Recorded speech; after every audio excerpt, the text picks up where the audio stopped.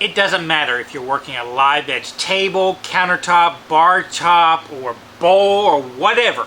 You always want to have a very crisp edge that shows all those imperfections of the bark and that kind of stuff. So how can you do it and still get rid of all the punkiness, the dirt, all that kind of other stuff? Today I'll show you one way.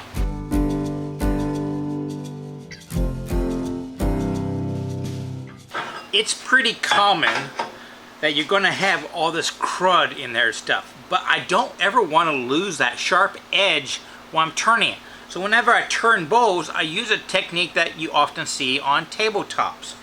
A wire brush, but the key is you want the wire brush to be spinning off the edge, and you want to do this before you cut the other edge. So if you're doing like a tabletop, you would do one edge at a slight angle and then you would thickness it.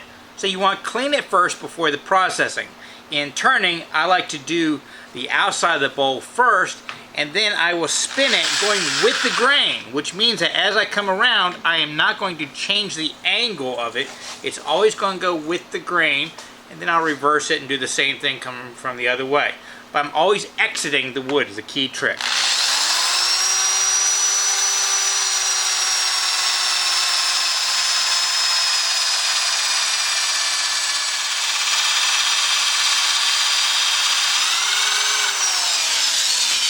You see, the wire brush will clean it all out, get rid of any gunk, but it still leaves somewhat of a grain pattern, which is what we want to keep. So for today's bonus, I want to talk about a brand new podcast that came out.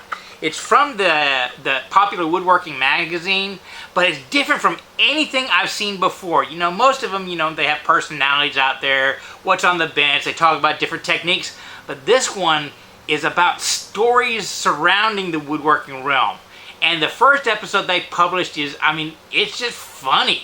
It's something that even somebody you have in your car, or locked in your car, or locked in your trunk, they'll enjoy it, even if they're not a woodworker. The Afterlife of Trees. I really hope they continue on with this story theme, because it is really cool.